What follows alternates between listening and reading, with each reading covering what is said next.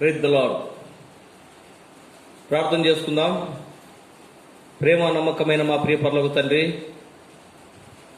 కృప కలిగిన మా దేవ పరిశుద్ధుడా, నీ పాదములకు స్తుతి స్తోత్రములు వందనాలు చెల్లిస్తున్నాం ప్రభా. ఉదయకాలము మరొకసారి సజీవులంగా సంఘము కానీ ఇంట్లో మమ్మల్ని మీరు సమకూర్చినందుకై స్తుతిస్తున్నాం. నీ ప్రేమ, నీ దయాళుత్వం, నీ మంచితనము, నీ విశ్వాసతను బట్టి స్తోత్రములు. ఎంతైనా నమ్మదగిన తండ్రివి, గొప్ప దేవుడు ప్రభా సాగిల పడతా ఉన్నాం. ఈ సమయంలో గొప్ప దేవ స్తోత్రములు. మా తండ్రి మరి ప్రకటించిన విధానంలో ప్రార్థించుట కొరకై మమ్మల్ని మీరు ఈ విధంగా సమకూర్చినందుకై స్తోత్రములు. ఉదయకాలపు ఈ యొక్క ప్రార్థన కూడికలో మీరు తోడైండమని ప్రార్థిస్తున్నాం ప్రభా. మరి మీరు మాకు అధికారిగా ఉండి నడిపించండి. పాటల ద్వారా స్తుతించే కృపను దయచేయండి. వాక్యం ద్వారా కూడా మీ దాసుని మీరు నిలబెట్టుకొని మీరు వాడుకొని మీరు మహిమ పొందండి. గూఢమైన సంగతులు మీరు మాకు బయలుపరచమని ప్రార్థిస్తున్నాం ప్రభా. మరి విధేయతతో మేము కొంత సమయము నీ పాదముల చెంత ప్రార్థించడానికి మమ్మల్ని సిద్ధపరచమని, మరి లైవ్ ద్వారా కూడా ఎంతమంది నీ విడుదల జూమ్ ద్వారా సంఘంతో ఏకీభవిస్తున్నారో వారందరిని బట్టి కూడా నేను స్తుతిస్తున్నాం. ఎంతో భయభక్తులతో మరి ప్రార్థనలో గడపడానికి సహాయపడమని ప్రార్థిస్తున్నాం. ఎందరిని మాటలు వింటున్నారో వాక్యం ద్వారా మీరు వారితో మాట్లాడి మీ కార్యం జరిగించమని, అల్పునైన నన్ను మీరు ఆత్మతో నింపి నీ పని కొరకు మీరు వాడుకొని మహిమ పొందమని, బయట నుంచి ఎటువంటి ఆటంకాలు తొందరపాటు ప్రభావ లేకుండా సహాయపడండి. కరెంటు మైకును నీ స్వాధీనం ఉంచుకోనండి. వాయిద్యాల విషయంలో కృప చూపించండి. మంచి వాతావరణం దయచేయమని, సమస్తము నీకు మహిమకరంగా మాకు ఆశీర్వాదకరంగా ప్రభా మరి మీరే సహాయపడుతురమ్మని యేసుక్రీస్తు నామంలో స్తోత్రం చెల్లించి అడిగి వేడుకుంటున్నాం తండ్రి, ఆమెన్.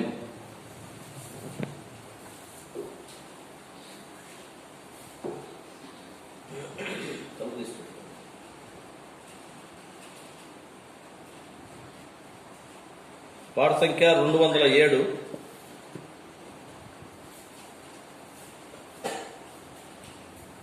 పాట సంఖ్య 207.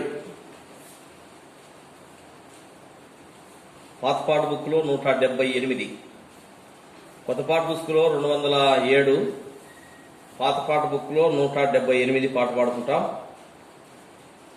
రక్షకుడా రక్షకుడా యేసు ప్రభు స్తోత్రము దేవా, స్వచ్ఛమైన నిత్య ప్రేమ చూపిన దేవా, స్వచ్ఛమైన నిత్య ప్రేమ చూపిన దేవా.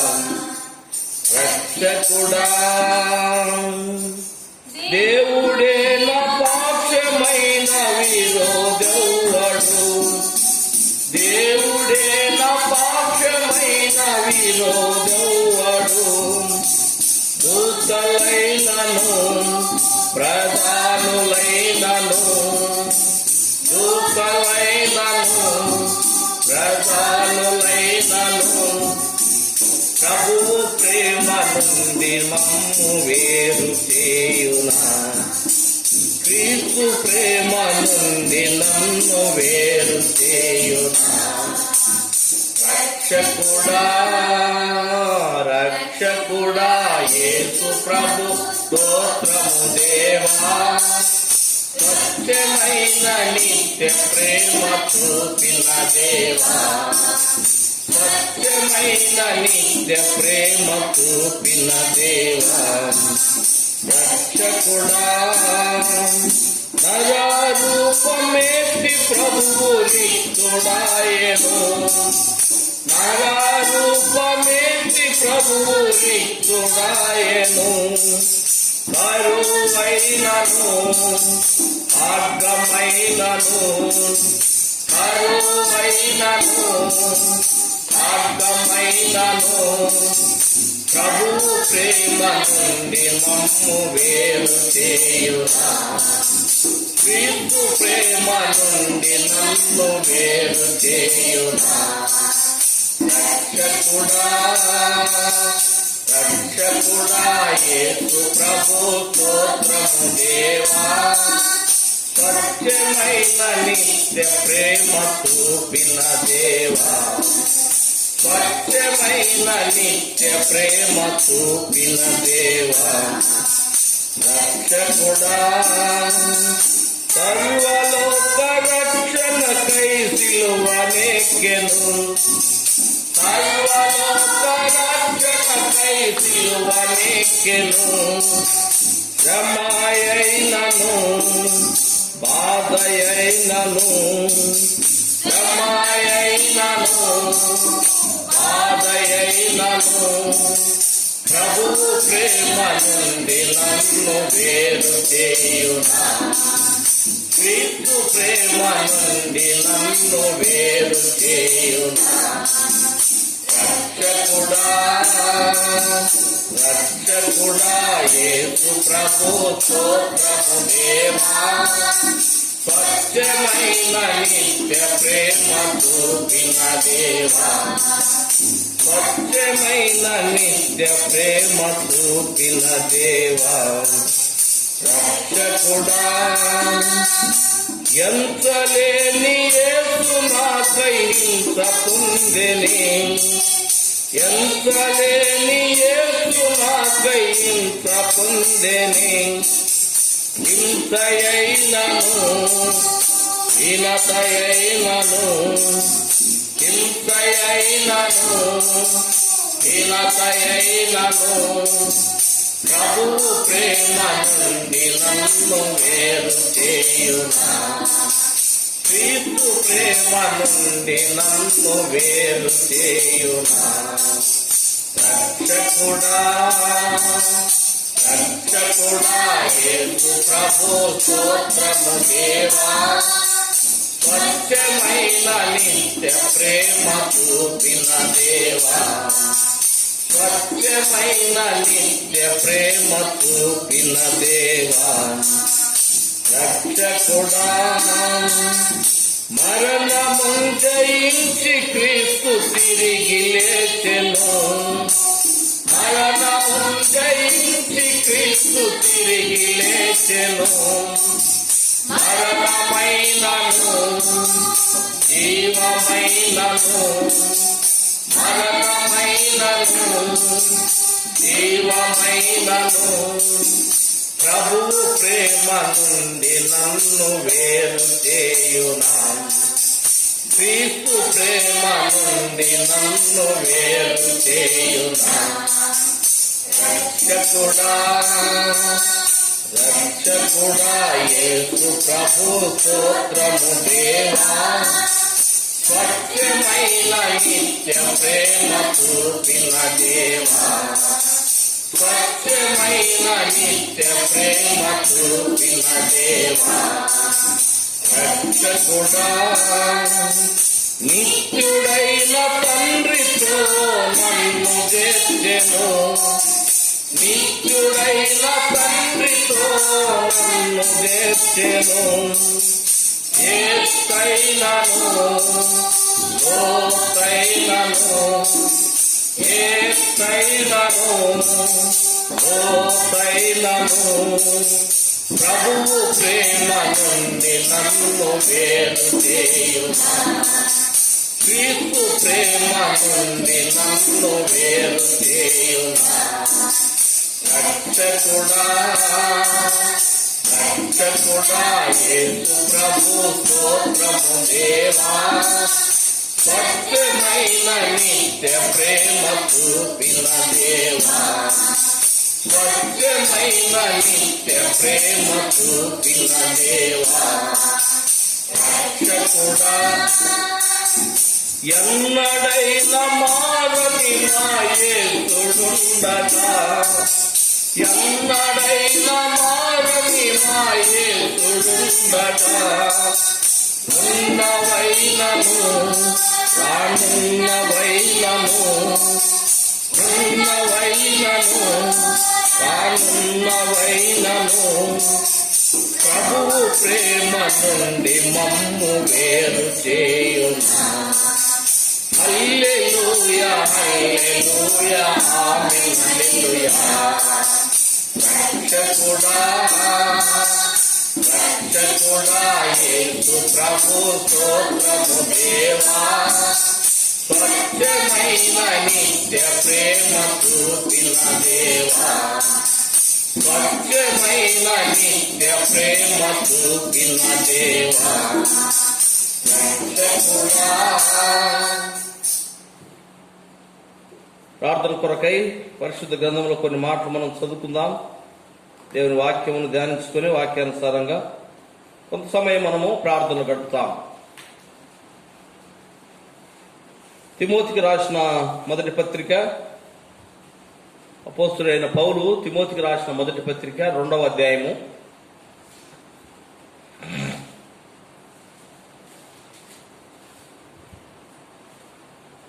8, 9, 10 వచనాలు కలిసి చదువుకుంటాం.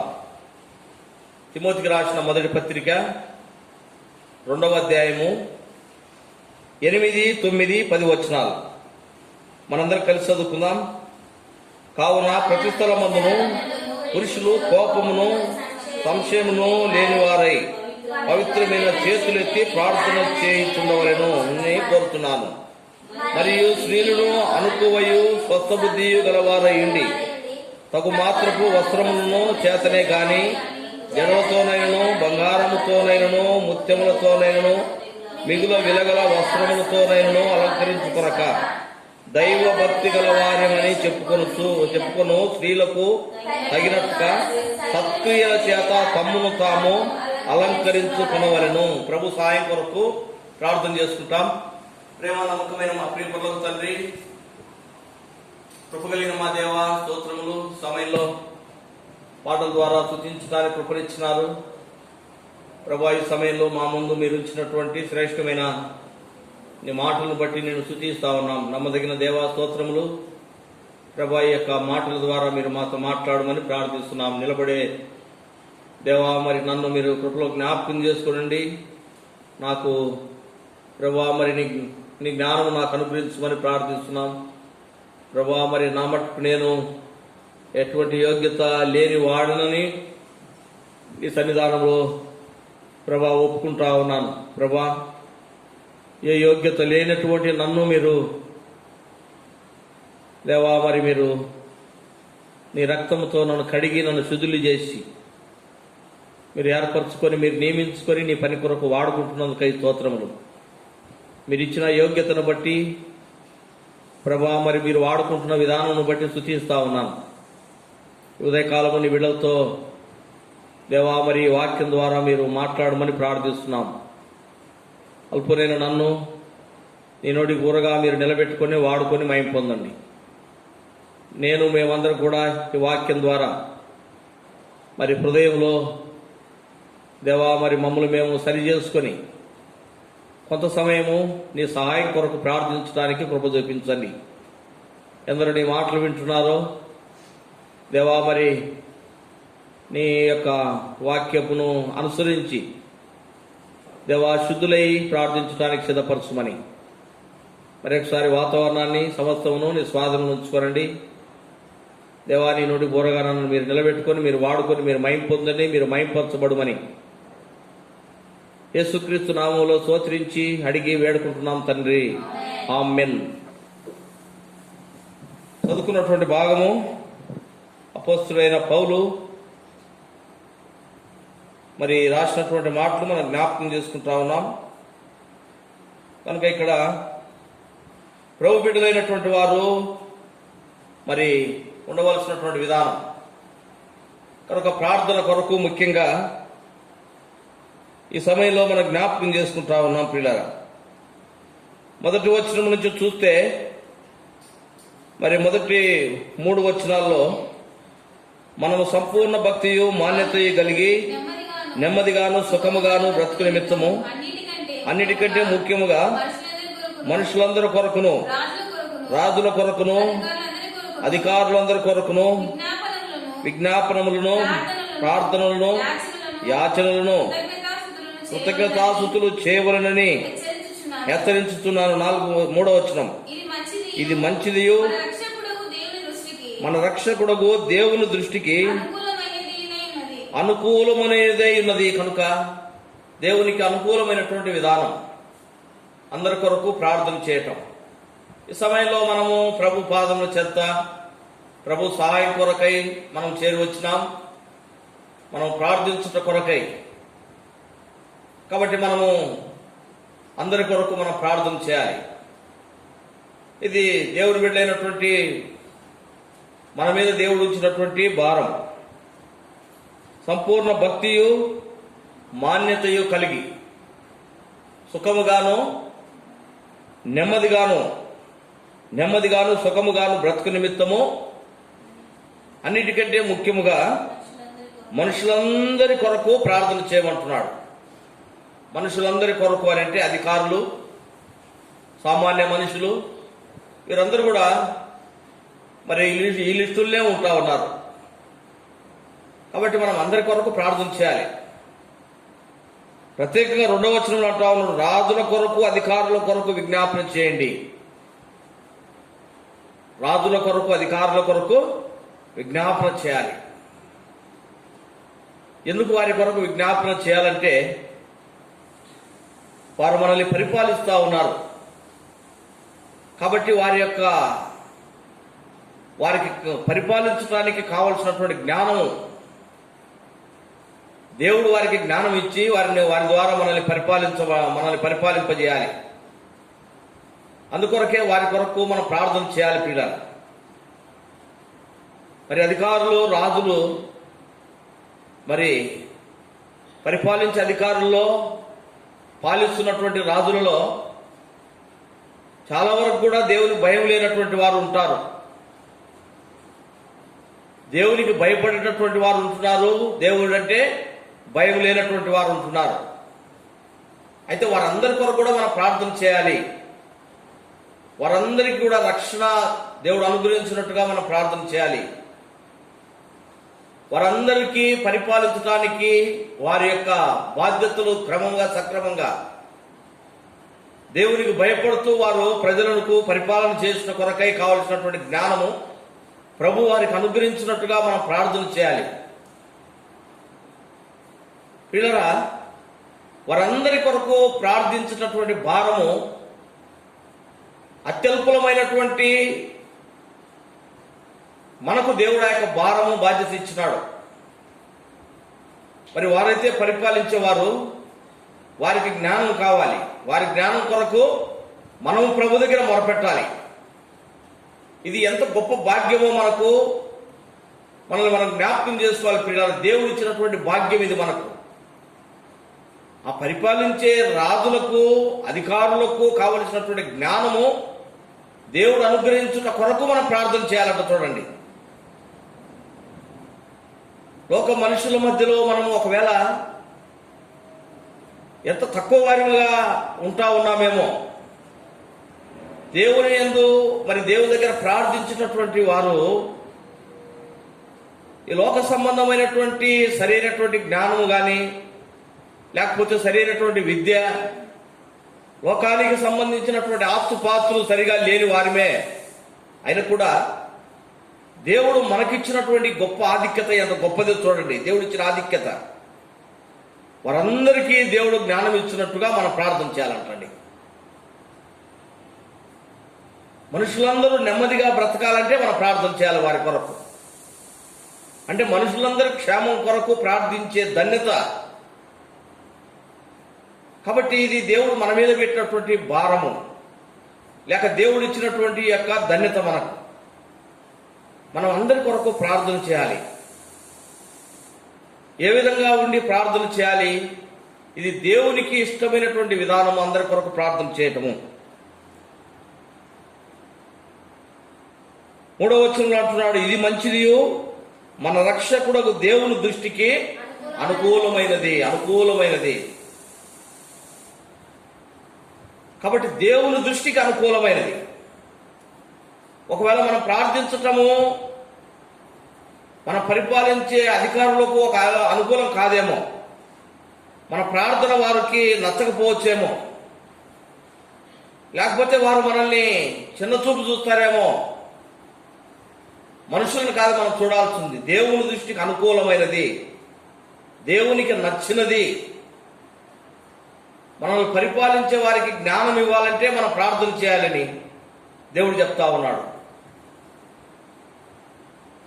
కాబట్టి మనుషులను కాదు మనం చూడాల్సింది, దేవునికి అనుకూలమైంది, దేవునికి ఇష్టమైనటువంటి విధానంలో మనం జీవించాలి.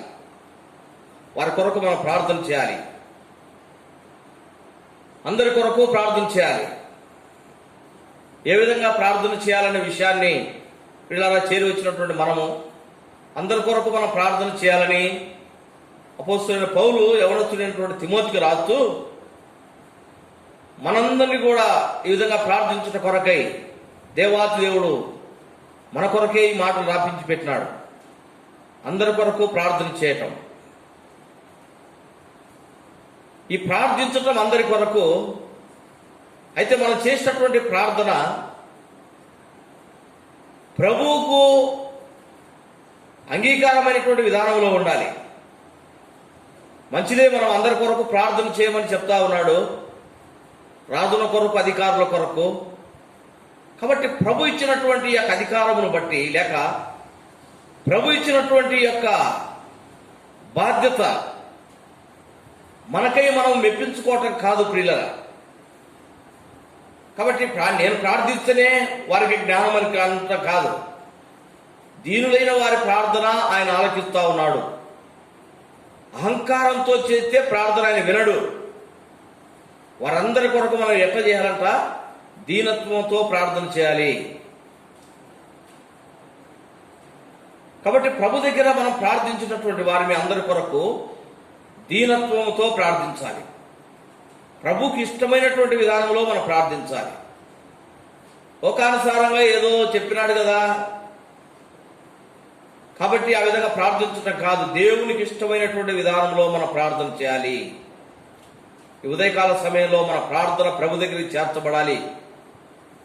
అందరి కొరకు మనం ప్రార్థన చేస్తున్నాం, మనం అందరి కొరకు ప్రార్థన చేయాలి. ఆ ప్రార్థన ప్రభు పాదముల చెంతకు చేర్చబడే విధానంలో ఉండాలి మనం చేసే ప్రార్థన. అందుకే మనం ఇక్కడ చదువుకున్నాం 8వ వచనం నుంచి.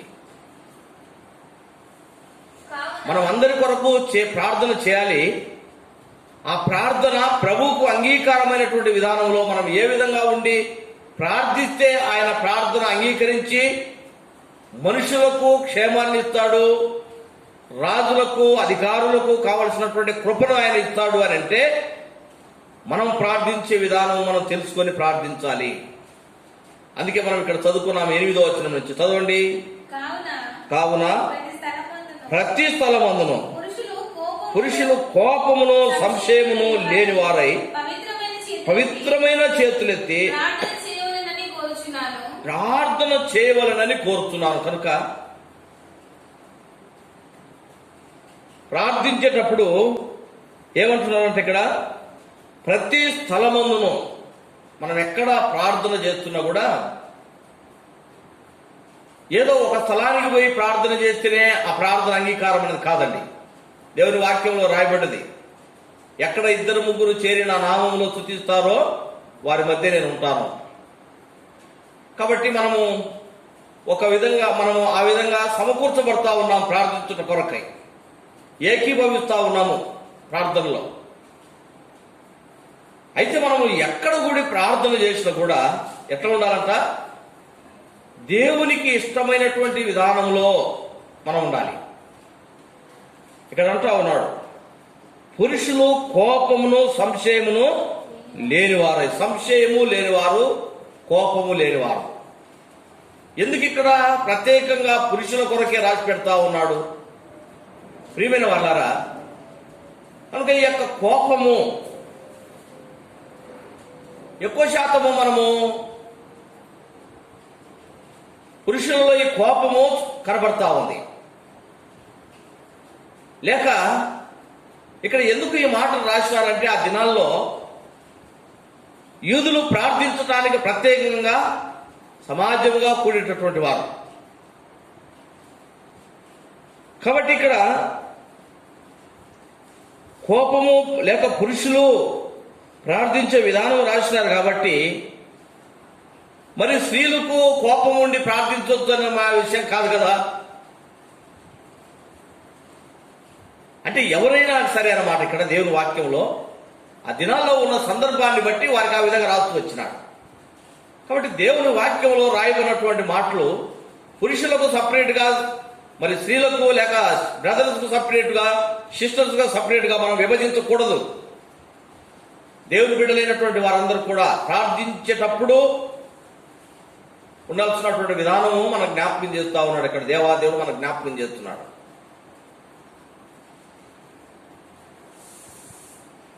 కాబట్టి ఇక్కడ ప్రతి స్థలమందును పురుషులు కోపమును సంశయమును లేనివారై పవిత్రమైన చేతులెత్తి ప్రార్థన చేయవలనని కోరుతా ఉన్నాను. కనుక ఇక్కడ ప్రార్థన అనేది ప్రియులారా, ప్రభు దగ్గరికి వచ్చి ప్రార్థించే విషయంలో ఇక్కడ అపోస్తులైన పౌలు రాసినటువంటి మాట చేతులెత్తి ప్రార్థించుడి అని ఇక్కడ అంటా ఉన్నాడు. అంటే దాని అర్థము ప్రార్థన కొరకై ఒక అంగము లేక ఒక శరీరం యొక్క భంగిమ అనే విషయము ఇక్కడ రాయబడలేదండి.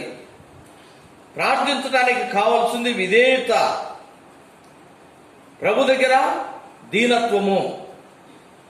కొంతమంది ఏమనుకుంటున్నారంటే ఈ మాటలు బట్టి ప్రార్థన అంటే చేతులు పైకెత్తేసి ప్రార్థించటమే, ప్రార్థన చేయాలంటే చేతులు పైకెత్తాల్సిందేనని ఒక ఆలోచన మానవులు కలిగి ఉంటా ఉన్నారండి. దేవుని వాక్యంలో పిల్లరా మనం ప్రార్థించడానికి ఒక భంగిమ అంటూ లేదండి.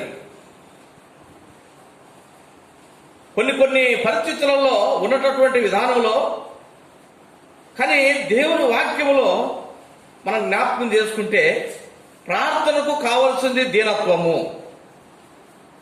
మత్తయి రాసిన సువార్త 14వ అధ్యాయంలో ఒక మాట చూడండి. కొన్ని విషయాలు యొక్క మాటను బట్టి మనం జ్ఞాపకం చేసుకుంటాము.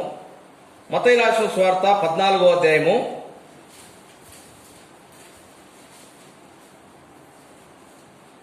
19వ వచనం చదవండి. పచ్చిక మీద కూర్చునుడని జనులకు ఆజ్ఞాపించి 5 రొట్టెలను 2 చేపలను పట్టుకొని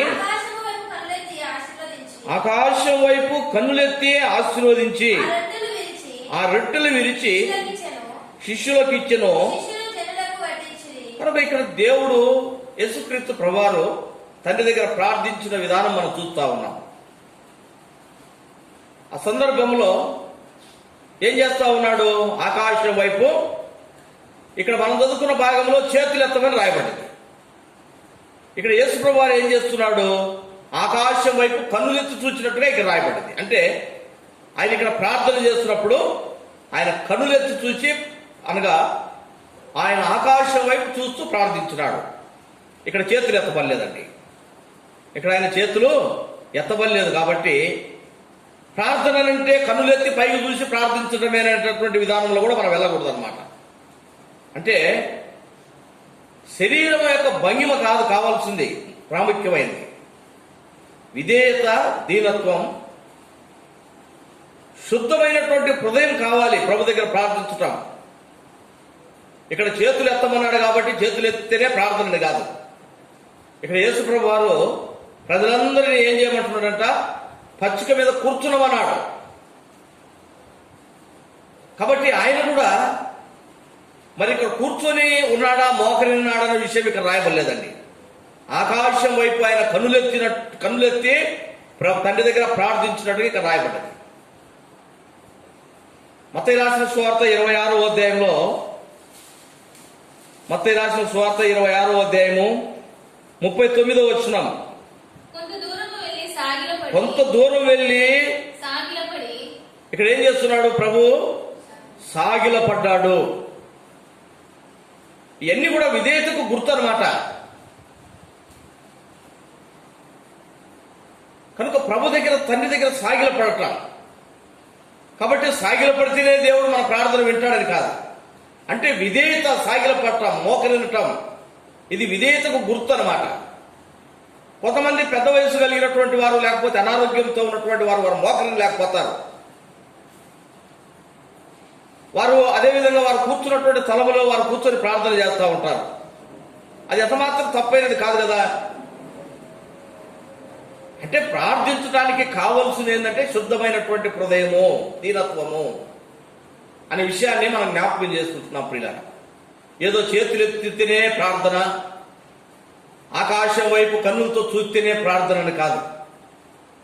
ఇక్కడ యేసు ప్రభువు వారు ఆకాశం వైపు కన్నులెత్తి చూసి ప్రార్థించినాడు. రెండోదిగా ఇక్కడ ఏం చేసినాడంట, ఆయన సాగిల పడతా ఉన్నాడు.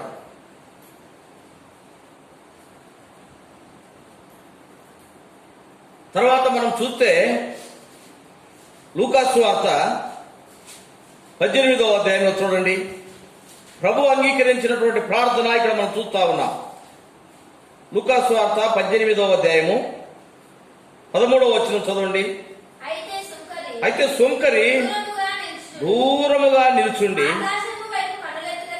ఆకాశం వైపు కన్నులెత్తుటకైనను ధైర్యము చాలక రొమ్ము కొట్టుకొనుచు, దేవా పాపినైన నన్ను కరుణించుమని. చూడండి, ఇక్కడ ఎవరి ప్రార్థన అంగీకరించబడ్డది? ఆకాశం వైపు ఈయన కన్నులెత్తలేడు. ఈ యొక్క సుంకరి కన్నులెత్తటం లేదు, రొమ్ము కొట్టుకుంటా ఉన్నాడు, దూరముగా నిలవబడ్డాడు. ఇక కొంతమంది ఇదే విధంగా కేకలు పెట్టేసి రొమ్ము కొట్టుకుంటేనే ప్రార్థన అనుకుంటుంటారేమో కదా. దేవుని వాక్యమును వారికి ఇష్టమైనటువంటి విధానంలో మార్చుకుంటా ఉన్నారండి. సందర్భము ప్రకారం మనం ఏ విధంగా ప్రభు దగ్గర దీనత్వం కలిగి ఉండాలో ప్రియమైన వారలారా. కాబట్టి ఇక్కడ ఇతని ప్రార్థన అంగీకరించబడ్డది. ఇక్కడ ఆకాశం వైపు కనులెత్తటం లేదు. ప్రభు ఏమో ఇక్కడ మత్తయి సువార్తలో ఆకాశం వైపు, తండ్రి వైపు కన్నులెత్తి చూచినాడు. ఆయన సాగిల పడ్డాడు. ఇక్కడ సుంకరి ఆకాశం వైపు కన్నులెత్తలేదు, సాగిల పడలేదు, కానీ ఆ ప్రార్థన అంగీకరించబడ్డది కదా. యోహాను సువార్త 17వ అధ్యాయం, 17వ అధ్యాయం, యోహాను రాసిన సువార్త 17వ అధ్యాయము 1వ వచనం. యేసు ఈ మాటలు చెప్పి ఆకాశం వైపు కన్నులెత్తి ఇట్లా నన్ను కనుక ప్రియాలి. ఇక్కడ ఆకాశం వైపు కన్నులెత్తా ఉన్నాడు దేవాతి దేవుడు. కాబట్టి మనము ప్రార్థించటం, ఇక్కడ పరిశుద్ధాత్మ దేవుడు పౌలు ద్వారా మనకేం రాస్తున్నాడంటే, పవిత్రమైనటువంటి చేతులెత్తి ప్రార్థించండి అంటా ఉన్నాడు. కోపమును సంశయమును మాని. తిమోతికి రాసిన పత్రికలో మనం చదువుకున్నాం కదా. కనుక మన ప్రార్థన ప్రభు దగ్గరికి చేర్చబడాలి అని అంటే, చేతులు ఎత్తినంత మాత్రం మన ప్రార్థన చేర్చబడుతుందని కాదండి. ప్రార్థనకు కావాల్సింది ఏంటిదట? పవిత్రత కావాలి. ప్రార్థన అనగా ప్రభుతో మనం మాట్లాడటము, ముఖాముఖిగా ఆత్మ ద్వారా ఆయనను చూడటము, ఆయనతో మాట్లాడటం, మన యొక్క అవసరతలు ఆయన చెప్పుకోవటం. అంటే ఇక్కడ చేతులు ఎత్తుతున్నాము అని అంటే దాని అర్థం ఏంటిది? పవిత్రతతో ఆయన వైపు చూడటం అని అర్థం అన్నమాట. 26వ కీర్తనలో చూడండి, 26వ కీర్తన 6వ వచనంలో ఒక మాట, 26వ కీర్తన 6వ వచనం, నిర్దోషులని నా చేతులు కడుగుకొందును, యెహోవా నీ బలిపీఠము చుట్టూ ప్రదక్షిణలు చేయుదును. కనుక బలిపీఠము చుట్టూ ప్రదక్షిణలు చేయటం అంటే ప్రభు దగ్గరికి రావటం. ప్రభు దగ్గరికి వచ్చి ఆయన చుట్టూ తిరుగుతూ, ఆయనతో మాట్లాడుతూ, ఆయన దగ్గర తిరగాలంటే ఏం కావాలంట? నిర్దోషత్వం కావాలి. కనుక మనం ఇప్పుడు ప్రభు బలిపీఠం దగ్గరికి వచ్చినాం, మనం బలిపీఠం దగ్గర ఉన్నాం. నిర్దోషత్వం కావాలి. ఊరికనే చేతులు ఎత్తడం కాదండి. చేతులెత్తి ప్రార్థన చేస్తేనే మన ప్రార్థన వినబడుతుంది అనేటటువంటిది అదంతా కూడా మనుషుల యొక్క ఆలోచననే. పిల్లరా, పవిత్రత కావాలి, విధేయత కావాలి, దీనత్వం కావాలి ప్రభు దగ్గర. యెషయా గ్రంథం 1వ అధ్యాయము 15వ వచనంలో ఒక మాట ఉంది. 14, 15 వచనాలు చదవండి. యెషయా గ్రంథము మిమ్మును చూడక 14 వచనం కూడా మీ అమావాస్య ఉత్సవములను నియామక కాలములను నాకు హేయములు. నియామక కాలములు నాకు హేయములు. అవి నాకు బాధాకరములు. వాటిని సహింపలేక విసిగి ఉన్నాను. మీరు మీ చేతులు చాపినప్పుడు మిమ్మును చూడక నా కన్నులు కప్పుకొందును. మీరు బహుగా ప్రార్థన చేసినను నేను వినను. మీ చేతులు రక్తముతో నిండి ఉన్నవి కనుక ప్రియమైనటువంటి వాళ్ళారా, చేతులు దేంతో నిండి ఉన్నాయట? రక్తముతో నిండి ఉంటా ఉన్నాయి. ఆకాశం వైపు చేతులు ఎత్తడం అంటే నిర్దోషినిగా జీవించటం. మత్తయి సువార్త 6వ అధ్యాయంలో యేసు ప్రభువు చెప్పినాడు, మా రుణములను మేము క్షమించిన ప్రకారము మా రుణములను క్షమించాలి. కనుక క్షమించే హృదయము కావాలి, కోపము తగ్గించుకోవాలి, సంశయములు లేని వారై ఉండాలి, కపటము లేని వారై ఉండాలి. కోపము సంశయము దేనికి సాదృశ్యంగా ఉందంటే ఈ రెండు కూడా దేవుని దగ్గర ప్రార్థించడానికి ఆటంకమైనవిగా ఉంటా ఉన్నాయి. ప్రియులరా, దేవుని వాక్యములో ఉంది, కోపపడుడు గాని పాపము చేయకుడి. కోపము సందర్భాన్ని బట్టి కోపము, పరిస్థితులను బట్టి కోపడుట న్యాయమైన బైబిల్లో ఉంది. కానీ ఆ కోపం ఎంతవరకు ఉండాలంట? సూర్యుడు అస్తమించే వరకు అది ఉండకూడదు అనమాట. సూర్యుడు అస్తమించే వరకు కూడా కోపం ఉంటే అది ఏమైపోద్ది అంటే అది పగ పెంచుకోవడం అయిపోద్ది అనమాట. దేవుని బిడ్డలైనటువంటి మనము ప్రార్థించడానికి వచ్చేసరికి కోపం ఉండకూడదు, వెళ్ళిపోవాలన్నమాట. ఎవరి మీద కోపపడ్డామో వారి గురించి ఏది న్యాయమో, మనం ఎందుకు కోపపడ్డామా, ఇది ప్రభుకు మనం అప్పచెప్పాలి. ఒకవేళ తప్పుగా ఉండేసి కోపడినట్టయితే ప్రభు దగ్గర క్షమాపణ అడగాలి. యేసు ప్రభువారు శిష్యులకు నేర్పిన విధానం అది. మత్తయి సువార్త 6వ అధ్యాయంలో ఆయన చెప్తా ఉన్నాడు, మా రుణములను మేము క్షమించిన ప్రకారము మా రుణములను క్షమించు. ప్రార్థనకు వచ్చేసరికి అక్కడ క్షమించేసి ప్రార్థన చేయాలి ప్రభు దగ్గర. ఈ క్షమాపణ లేకుండా అట్లనే కోపము, ఈ సంశయాలు పెట్టుకొని ఉండేసి మనం ఊరికి ప్రార్థన చేస్తే ఊరికనే మనం చేతులు పైకెత్తినట్టు అని దేవుని వాక్యములో రాయబడ్డదండి. దేవునికి వినపడదు, దేవుని దగ్గరికి మన ప్రార్థన చేర్చబడదు. దీర్ఘమైనటువంటి ప్రార్థనలు మీరు చేసిన, ఇక్కడ ఏమంటున్న 15వ వచనంలో మీరు బహుగా ప్రార్థన చేసినను, యెషయా గ్రంథం 1వ అధ్యాయం 15వ వచనంలో నేను ఆ ప్రార్థన వినను. మీరు చేతులు ఎత్తిన కూడా వ్యర్థం వేస్తే. పవిత్రత ప్రాముఖ్యమైనది ప్రియులారా ప్రార్థించుట కొరకు. కాబట్టి మనం ఏం చేయాలి? చేతులు ఎత్తుతా ఉన్నాం అంటే హృదయములు ఆయన పైపు ఎత్తి పట్టాలని. శరీర భంగిమకు ముఖ్యం కాదు ప్రార్థనకు, విధేయత ప్రాముఖ్యం. ఈ విధేయత లేకుండా మనము ఎంతగా మనము ప్రాధేయపడ్డ కూడా వ్యర్థమే. కాబట్టి దేవునికి ఇష్టమైనటువంటి విధానంలో మనం ప్రార్థించాలని అందరి కొరకు కూడా పవిత్రమైనటువంటి చేతులెత్తాలి. ఇక్కడ పురుషులకే రాసినారు కదా, స్త్రీలు మనం ఎంత కోపంగా ఉన్నా పర్లేదని కాదు ప్రియమైనటువంటి వాళ్ళ. కాబట్టి పవిత్రమైనటువంటి చేతులెత్తే వారిగా మనం ఉండాలి. యాకోబు రాసిన పత్రిక 4వ అధ్యాయంలో ఒక మాట అంటారు చూడండి.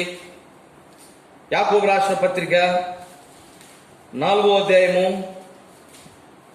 8వ వచనం, దేవుని యొద్దకు రండి అప్పుడు ఆయన మీ యొద్దకు వచ్చును. పాపులారా మీ చేతులను శుభ్రము చేసుకొనుడి. ద్విమనస్కులారా మీ హృదయములను ఏం చేసుకోవాలంటండి? అదనమాట, హృదయం శుద్ధి చేసి చేతులు ఎత్తాలి. హృదయంలో ఉన్న అన్ని మలినాలన్నీ అట్టే పెట్టుకొని ఏదో బైబిల్లో ఒక భంగిమ చెప్పినారు కదా, ఈ విధంగా నేను చేతులు ఎత్తాను, నా ప్రార్థన దేవుని దగ్గర చేర్చబడుతుంది అంటే అది చేర్చబడదు. దేవుని దగ్గరికి మనం రావాలి, ఆయన రక్తముతో మనం కడగబడాలి. ఒకవేళ కోపం ఉంటుందా, సంశయాలు ఉంటున్నాయా, భేదములు ఉంటా ఉన్నాయా, ప్రభు దగ్గర అవన్నీ కూడా మనము తీసివేసుకోవాలి ప్రేమైనటువంటి వాళ్ళని. కనుక ఇక్కడ ప్రార్థించినటువంటి విధానం మనం చూసినాం. ఎట్లా ప్రార్థించినాడు యేసు ప్రభువారు? సందర్భం ప్రకారం మత్తయి సువార్తలో ఎట్లా చేసినాడంట? అందరినీ కూర్చోబెట్టినాడు. ఆయన కన్నులెత్తి ప్రార్థించినాడు. మత్తయి సువార్త 26వ అధ్యాయం 39వ వచనంలో ఆయన సాగిలపడి ప్రార్థిస్తూ వచ్చినాడు. లూకా సువార్తలో ఒక సుంకరి ప్రార్థించినటువంటి విధానము ఈ కన్నులు ఎత్తలేదు, మోకరిన లేదు. తన హృదయాన్ని శుద్ధి చేయమని ప్రభు దగ్గరికి వచ్చినాడు అన్నమాట. దేవుని దగ్గరికి దీనుడై వచ్చినాడు అక్కడ. కాబట్టి ఆ ప్రార్థన అంగీకరించబడ్డది.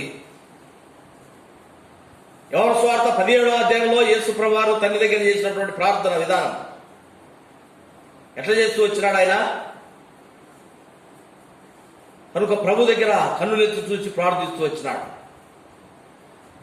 తర్వాత యేసు ప్రభువారు పరలోకాన్ని చేర్చబడ్డ తర్వాత శిష్యులు ప్రార్థించిన విధానం కూడా మనం చూస్తే అపోస్తుల కార్యం 1వ అధ్యాయంలో 14వ వచనం చదవండి. అపోస్తుల కార్యం 1వ అధ్యాయం 14వ వచనంలో,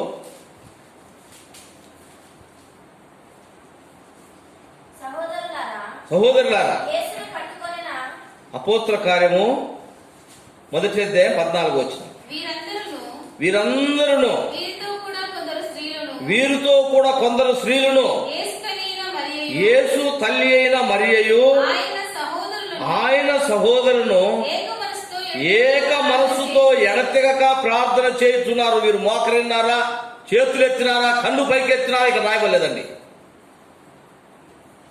ఏక మనస్సుతో ప్రార్థిస్తున్నారు. కూడి వచ్చినటువంటి వారిలో భేదాలు లేవు, కోపాల వారు హృదయాల్లో పెట్టలేదు. ఈ దినాల్లో సంఘముగా మనం సమకూర్చబడుతున్నామంటే సహోదరులు ఐక్యత లేదు. ఆయనతో నాకేం సంబంధం, ఏమతో నాకేం సంబంధం, నా అంతటా నేను పోవాలా, ప్రార్థన చేసి రావాలా. ఏక మనస్సు లేదు. ప్రజల ప్రేమైనటువంటి వాళ్ళరా, ఏక మనస్సు లేకుండా ప్రార్థిస్తే దేవుని దగ్గర చేర్చబడుతుందా? నీ ప్రక్కన ఉన్నటువంటి నీ సహోదరుడితో కూడా నువ్వు సమాధానంగా లేకుండేసి నువ్వు ఆకాశం వైపు నీ చేతులెత్తే దేవుడిని ప్రార్థన వింటాడా? ఏక మనస్సు కలిగి వారు ప్రార్థిస్తూ వచ్చినారు. ఇక్కడ భంగిమ ముఖ్యమైనది కాదండి. వారు ఏ విధంగా వారు అక్కడ ప్రార్థించున్నారో ఇక్కడ రాయబడలేదు. ఏక మనస్సుతో వారు ప్రార్థిస్తూ వచ్చినారు. అపోస్తుల కార్యం 2వ అధ్యాయం 1వ వచనం, పెంతెకోస్తు పండుగ దినం వచ్చినప్పుడు అందరూ ఒక చోట ఏం చేయబడ్డారంటండి? కూడికొచ్చినారు. సమాజంలో కూడి రావాలి ప్రార్థించడానికి. వారు ఎందుకు కూడి వచ్చినారు? ప్రార్థించడానికి కూడి వచ్చినారు. కూడి రావాలంటే ఫలానా ఆయన వస్తున్నాడా, లేక ఫలానా ఆయన వస్తుందా? వాళ్ళు వస్తే మేము రాము, వాళ్ళు వచ్చినట్లయితే మేము రాము. ప్రియమైనటువంటి వాళ్ళరా, ప్రభు పరలోకానికి చేర్చబడ్డ తర్వాత ఆయన వెంబడించినటువంటి ఆ శిష్యులు లేక ఆయనతో తిరిగినటువంటి ఆది క్రైస్తవులుగా పిలువబడినటువంటి వారు ఏ విధంగా ఉంటా ఉన్నారు? వారందరూ కూడి వచ్చినారు ప్రార్థించటానికి. సమాధానముతో కూడి వచ్చినారండి. భేదములతో వారు కూడి రాలేదు. కోపములు పెట్టుకొని, సంశయములు పెట్టుకొని వారు కూడి రాలేదండి. ఎట్లా కూడి వచ్చినారంట? పవిత్రమైనటువంటి మనస్సులతో వారు ప్రభు దగ్గరికి కూడి వచ్చినారు. ప్రార్థించడానికి కూడి వస్తున్నటువంటి ప్రియమైన సహోదరుడా, సహోదరి, నీ హృదయమును, నీ చేతులను ఆయన వైపు నువ్వు ఎత్తుతా ఉన్నావు. దేవునికి చిత్తానుసారంగా నువ్వు ప్రార్థిస్తున్నావా? దేవునికి చిత్తానుసారంగా నువ్వు ప్రార్థించకుండా ఏదో ఒక విధానంలో వాక్యము చదివి ఆ విధంగా నువ్వు ప్రార్థిస్తే నీ ప్రార్థన విస్తారమైన ప్రార్థన కూడా ప్రభు దగ్గరికి చేర్చబడదు అని దేవుని వాక్యంలో ఉంది. మనం చదువుకున్నాం యెషయా గ్రంథము 1వ అధ్యాయం 15వ వచనంలో. కాబట్టి మనం ఎట్లా ప్రార్థన చేయాలి? కూడి రావటము సమాజముగా. ప్రభువారు శిష్యులకు నేర్పించిన ప్రార్థన రుణములను క్షమించటం, పాపములను క్షమించటం. కోపం కప్పెట్టుకోవటం కాదు, కోపపట్టం కాదు, వారితో అదే విధంగా కోపంగా ఉంటూ కూడి రావటం కాదు. ప్రభు దగ్గరికి వచ్చినప్పుడు ఏదైతే ఉన్నాయో అవన్నీ వెళ్ళిపోవాలా ప్రియమైన వాళ్ళ. అది లేకపోబట్టి మన ప్రార్థన ప్రభు దగ్గరికి చేర్చబడటం లేదు. అటువంటి దీనత్వము మనలో లేకపోవటాన్ని బట్టి ప్రభు యొక్క అద్భుతమైన కార్యములు ఈ దినాల్లో మన కూడుతున్నటువంటి మనం ఉన్నటువంటి సంఘాలలో, మందిరాలలో దేవుని యొక్క కార్యములు మనం చూడలేకపోతా ఉన్నాం. ప్రియమైనటువంటి వాళ్ళరా, దేవుని యొక్క మహిమ దూరం అయిపోవటానికి కారణం ఈ కోపాలు, సంశయములు అట్టే పెట్టుకొని అన్ని చేస్తా ఉన్నాం అన్నమాట. ప్రభుకు అంగీకారమైన విధానం కాదది. అపోస్తలుడైన పౌలు చెప్తా ఉన్నాడు, పవిత్రమైనటువంటి చేతులు ఎత్తాలి, కోపములు, సంశయం తీసేసి. కేవలము కొంతమంది చూస్తూ ఉంటాం, ప్రార్థన అనేసరికి లేచి నిలబడాలా, చేతులు పైకెత్తుండాలా, లేకపోతే రొమ్ము కొట్టుకుంటూ కేకలు పెడతా ఉండాలి. ఏంటంటే మా దాంట్లో ఇంతే అంటా ఉన్నాను. అది కాదండి. దేవునికి ఇష్టమైనది హృదయము శుద్ధిగా ఉండాలి. అపోస్తుల కార్యం 20వ అధ్యాయంలో చూడండి.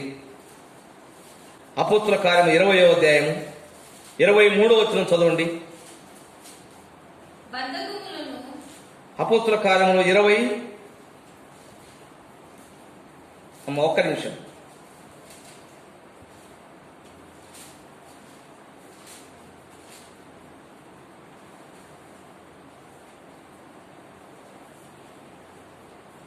ఆ 36వ వచనం.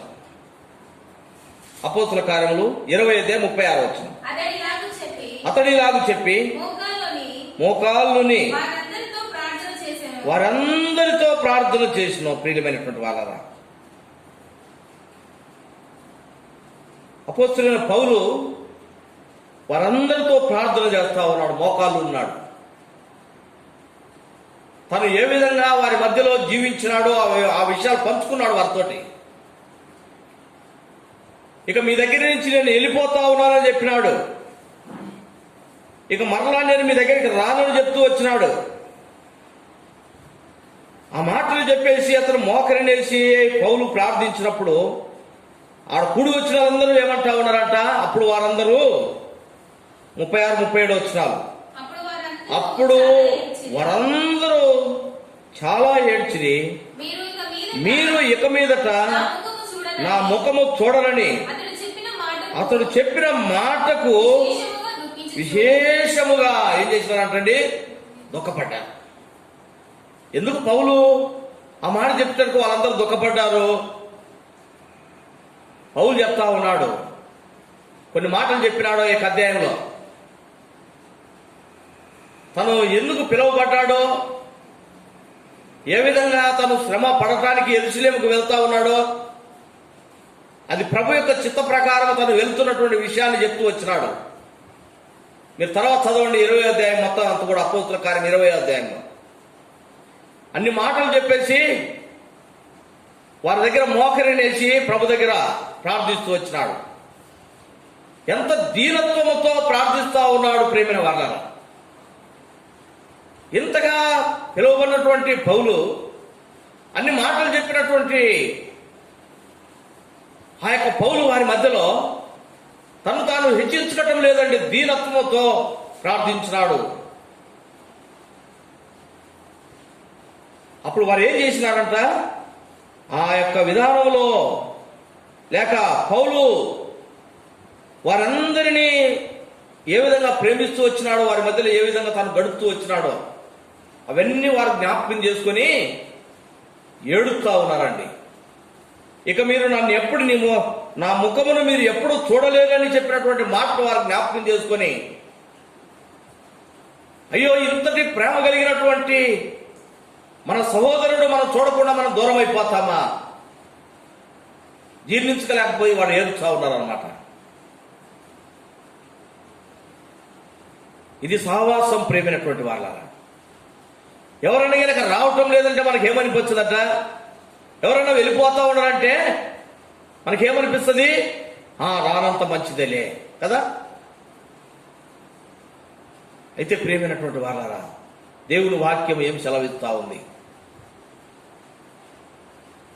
ఎందుకు ఆ విధంగా వారు పౌలును వారు ఆ విధంగా దూరం అయిపోతున్నారంటే, పౌలు దూరం అయిపోతున్నాడనంటే వారు ఎందుకు ఆ విధంగా బాధపడతా ఉన్నారు, ఏడుస్తా ఉన్నారంటే, పౌలు జీవించినటువంటి జీవితం ఆ విధంగా ఉంది వారితో కలిసి. మనం కూడా దూరం అయిపోతున్నామంటే అందరూ కూడా సంతోషపడకూడదు అనమాట మన గురించి. ఎందుకు సంతోషపడతారంట? మనం అందరికీ మెచ్చుకునే విధానంలో లేకపోతే వాళ్ళు సంతోషపడతారనమాట. వాక్యానుసారంగా దేవునికి విధేయత చూపించేసి మనము దేవుని యొక్క ఇంట్లో మనం నడుస్తూ ఉంటే, ఒకవేళ మనం రాకపోతే మన గురించి అందరూ బాధపడగలుగుతారు. ప్రేమైన వాళ్ళ పౌలుకు అదే విధంగా జరుగుతూ ఉంది. అక్కడ ఏడుస్తూ ఉన్నారు వారందరూ కూడా. ఒకవేళ పౌలు వాక్యానుసారంగా జీవించకుండా ఉండింటే వారు ఆ విధంగా ఉండిటోరా? లేకపోతే వారికి దేవుని యొక్క ప్రేమ పౌలు చూపించకపోయింటే ఆ విధంగా వారు ఏడ్చేవారా? ఈయన ఎప్పుడెప్పుడు వెళ్ళిపోతే బాగుంటుందా అని ఎదురు చూస్తుండేవారు. కాబట్టి మనం ఏ విధంగా ఉంటా ఉన్నాము, మనం చేసే ప్రార్థన పవిత్రమైనటువంటి హృదయములు మనం కలిగి ఉండాలి. ప్రియమైనటువంటి వాళ్ళ లోకానుసారమైనటువంటి విధానములో కాదు మనం ఉండాల్సింది. పవిత్రత, దేవునికి విధేయత చూపిస్తూ ఉండాలి. కొలసీలకు రాసిన పత్రికలో ఒక మాట చూసుకుంటాం. కొలసీలకు రాసిన పత్రిక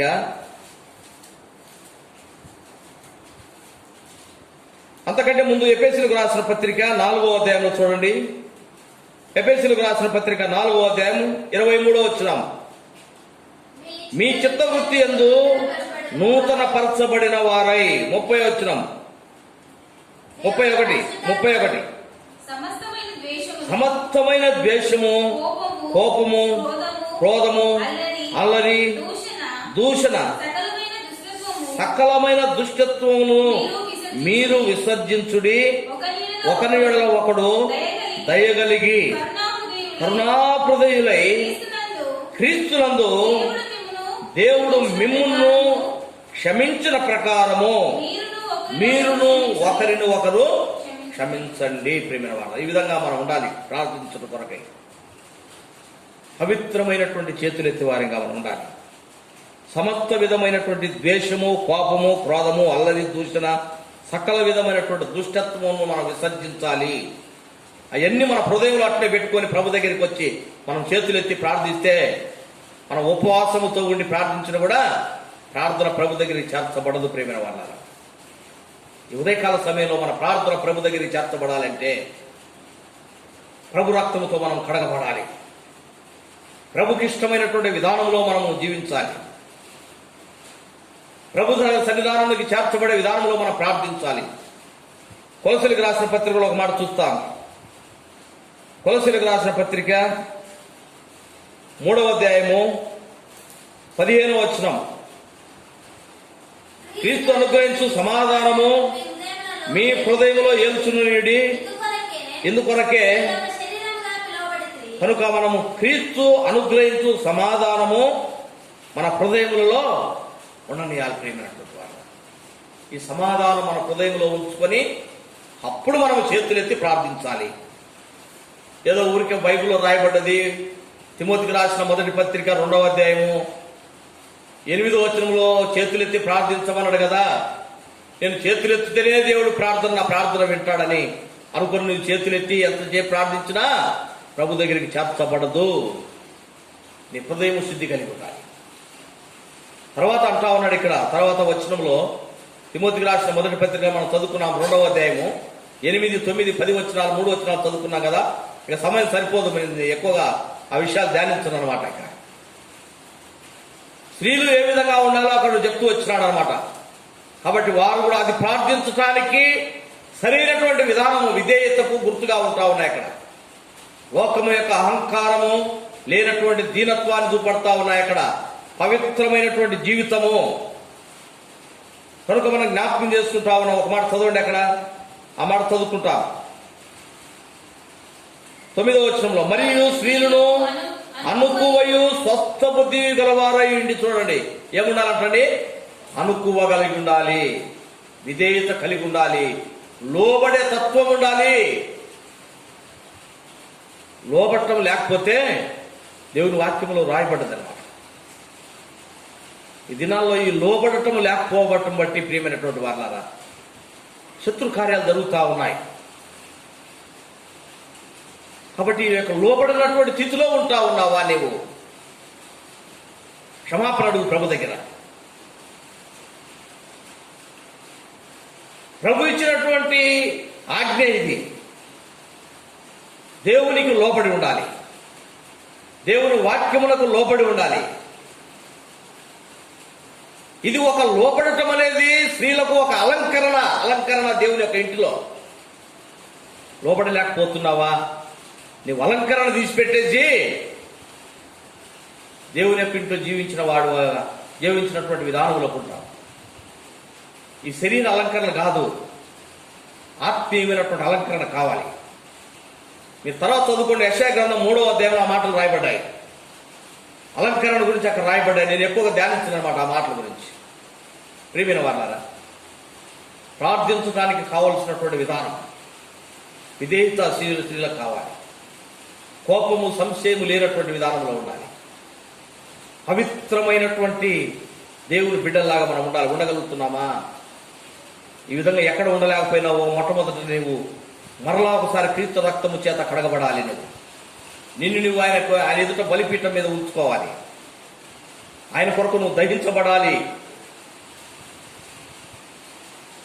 క్రీస్తు యొక్క మనస్సు సమాధానం కలిగి ఉండి నువ్వు ప్రార్థిస్తే ఆ ప్రార్థన దేవుని దగ్గరికి చేర్చబడుతుంది.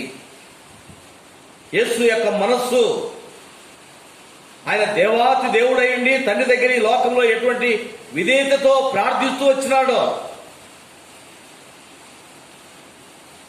ఆ మనస్సు కలిగి ఉండాలి. ప్రార్థించుట కొరకై కల్మషం లేనటువంటి వారగా ఈ విధంగా మనల్ని మనం సరి చేసుకుందాం. ప్రభు దగ్గర క్షమాపణ అడుగుదాం. ఒకవేళ ఎవరి మీద కోపంగా ఉంటున్నామా, ఏ పరిస్థితులలో ఆ విధంగా ఉంటున్నావో ప్రభు దగ్గర క్షమాపణ అడిగి సంఘములో క్రీస్తు యొక్క సమాధానములో ఏక మనస్సు కలిగి సహోదరులో కలిసి ఉండేసి ప్రార్థనలో ఏకీభవించుట కొరకై మనల్ని మనం సరి చేసుకుందాం. ఆ విధంగా మనము ప్రభు సరిచేయబడి దేని కొరకు ప్రార్థించమని చెప్పినాడో ఆ యొక్క విషయాల్లో మనం అందరి కొరకు కూడా మనం ప్రార్థన చేస్తాం. మొట్టమొదట మనం సరిచేయబడాలి, మన హృదయం ఆయన వైపు ఎత్తిపట్టాలి. తర్వాత అప్పుడు మనం ప్రార్థన చేయాలి ప్రభు చెప్పిన విధానంలో. ఏంటిదట?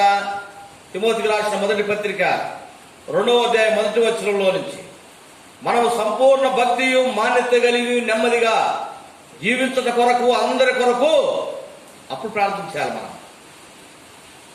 అప్పుడు మన ప్రార్థన వింటాడు, దేవుడు గొప్ప కార్యం చేస్తాడు. అటువంటి విధానంలో ఉదయకాల సమయంలో మనం ప్రార్థించట కొరకై దేవుడు మనకు సహాయం చేయనుగాక. కొద్ది సమయం మనం ప్రార్థనలు గడుపుతాం. మరి దయచేసి ఇక్కడికి రాలేకపోయిన వారు మీకు జూమ్ లింక్ పంపిస్తాము. దయచేసి మీకు జూమ్లో జాయిన్ కాండి, మీరు ప్రార్థన చేయండి. అదేవిధంగా రేపటి దిన పరిచర్య కొరకు కూడా ప్రార్థించండి. మంచి వాతావరణము దేవుడు అనుగ్రహించినట్టు మరి ఉదయకాలము చాలామంది కూడా మరి ఆయన ఏర్పాట్లు ఉన్న బిడ్డలు కూడా దేవుని ఇంటికి వచ్చినట్టు కూడా మరి ఆయా సంఘాల్లో జరిగే పరిచర్య కొరకు కూడా మనము ఆ విధంగా ప్రార్థనలో గడుపుతాం.